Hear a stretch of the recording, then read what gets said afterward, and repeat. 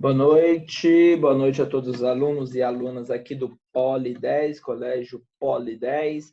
Nós estamos iniciando aqui agora a nossa última aula aqui do primeiro módulo, bem rapidinho essa gravação, novamente aquilo que eu falo para vocês, sintetizando o conteúdo, todo o conteúdo que a gente viu nas aulas gravadas, no material didático, nos links de apoio, nas aulas pelo estúdio, nas aulas aqui, no acesso que vocês podem ter pelo Polo, entrando em contato com o Polo e com o professor. O que não faltam para vocês são recursos para que vocês entrem em contato conosco e para que vocês consigam aí se darem bem para fazerem as atividades. Hoje eu quero sintetizar rapidinho dois filósofos, para não ficar muito denso. Eu sei que ontem eu acabei me estendendo um pouco, né, para falar de Sócrates. Vou tentar ser um pouco mais sintético hoje, para explicar dois filósofos de extrema importância, que é Platão e Aristóteles. Bem, Platão, ele vai ser, como a gente já viu, a principal fonte literária de Sócrates. Sendo Sócrates um sujeito que nunca escreveu nada, é Platão, então, o seu discípulo, que vai retratar a vida do mesmo. Platão, ele então vai ter muita ligação com o pensamento socrático.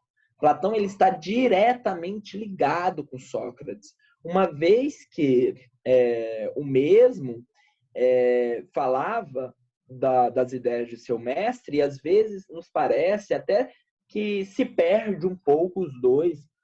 Não sabemos muito bem até quando as ideias de Platão eram de fato de Platão, ou então eram ideias de Sócrates. Alguns dizem que Sócrates, né, existem teorias conspiratórias que falam que Sócrates nunca existiu e que, na verdade, seria uma espécie de pseudônimo, isto é, um personagem inventado, um codinome de Platão. A gente tem, né, bastante evidências da existência de Sócrates, então isso é mais por isso que eu cito como se fosse uma teoria conspiratória. E, portanto, né, falar de Platão é muito tranquilo, porque é falar também de Sócrates. Platão vai falar, então, que existe dois mundos, né? O primeiro mundo é o que ele chama de mundo das ideias, onde existe tudo que é puro, onde existe tudo que é essencial, onde existe tudo que é verdadeiro, onde existe tudo que é genuíno. O nosso mundo é aquilo que ele chama de mundo sensível, que é o nosso mundo, o mundo aqui e agora, de tudo aquilo que você vê. Quando eu falo de mundo sensível, significa o mundo que é percebido pelos sentidos. Logo, é tudo aquilo que você vê, que você escuta, que você toca, que você cheira, que você, né, sente pelo paladar. Tudo aquilo que é a visão, olfato, tato, audição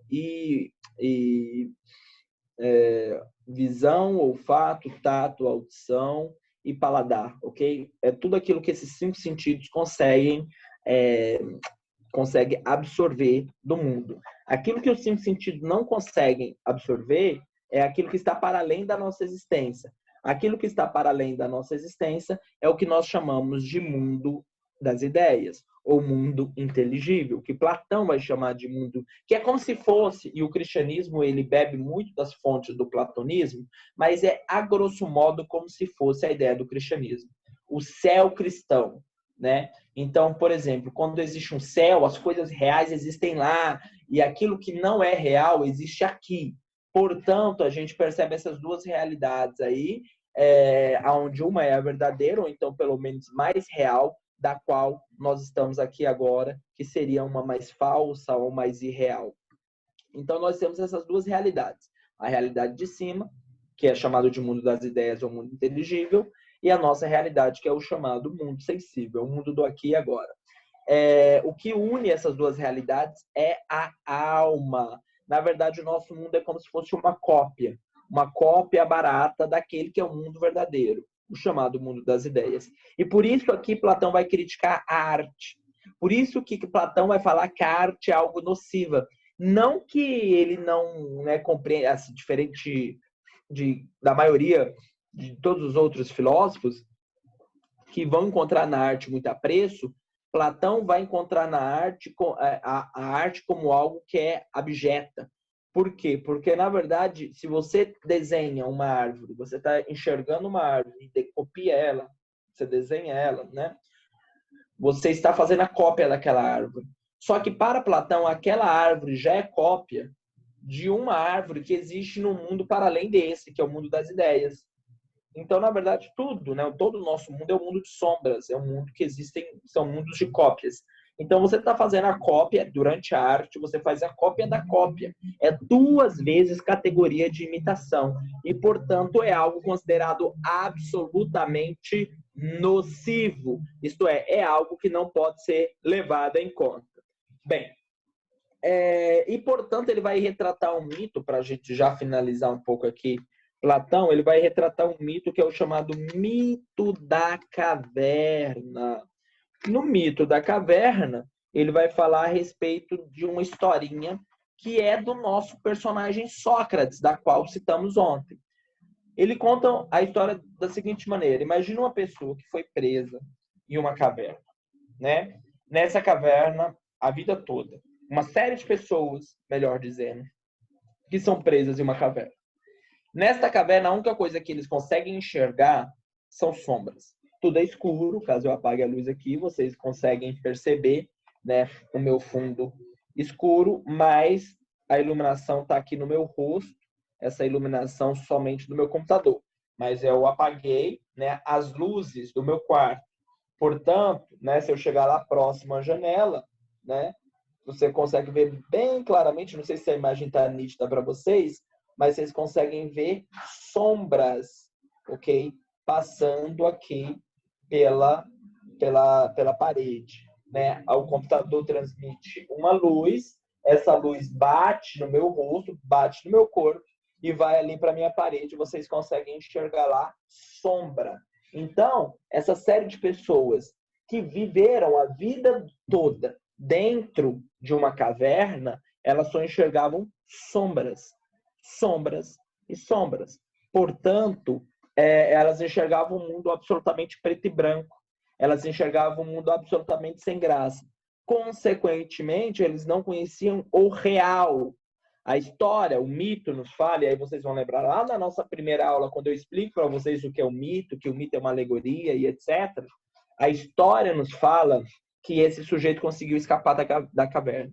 E quando ele consegue escapar e contempla tudo que existe de real lá fora, o mito retrata que a primeira ação dele é se jogar no chão, tampar os seus olhos, porque a luz é tão forte, tão intensa, pela primeira vez ele está vendo cores, o corpo dele vai se adaptando com aquela nova realidade, a realidade que existe de verdade, e, portanto, naquele primeiro momento, de fato, ele contempla a realidade.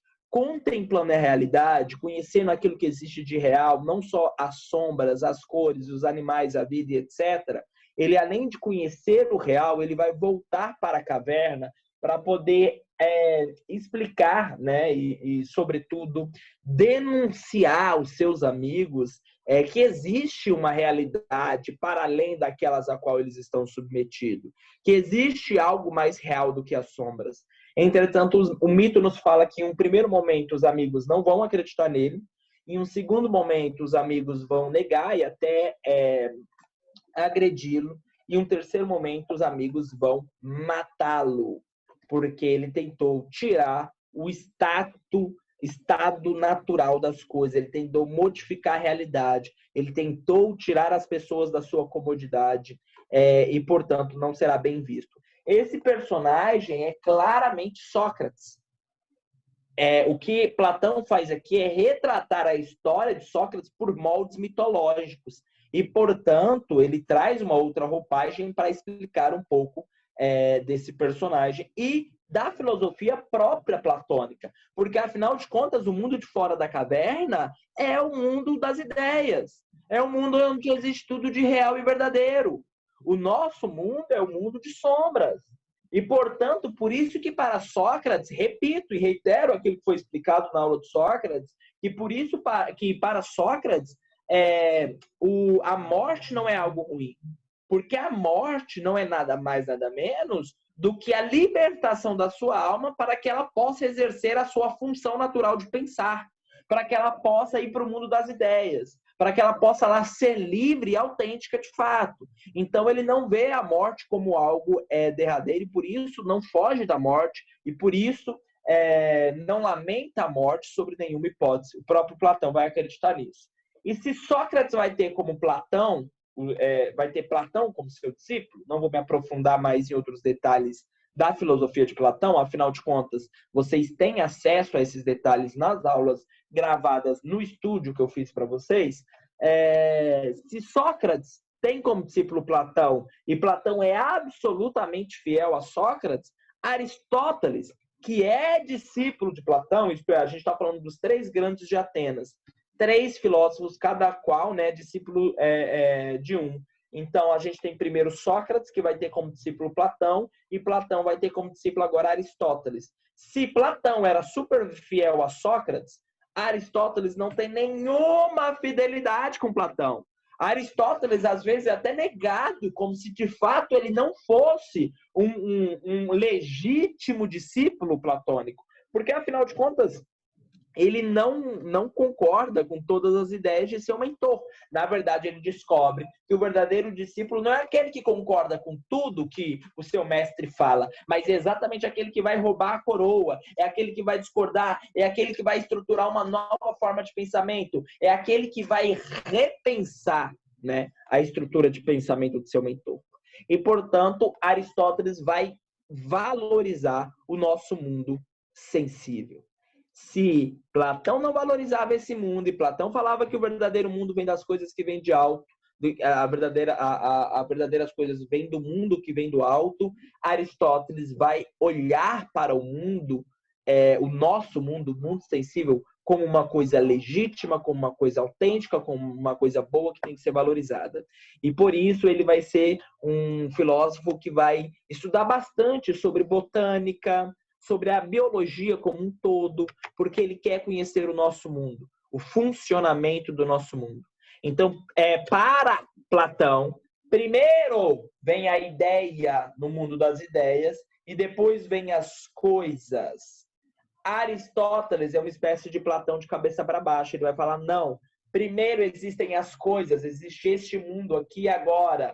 E depois, quando eu vejo todas as coisas, eu vou formular a ideia dessa coisa.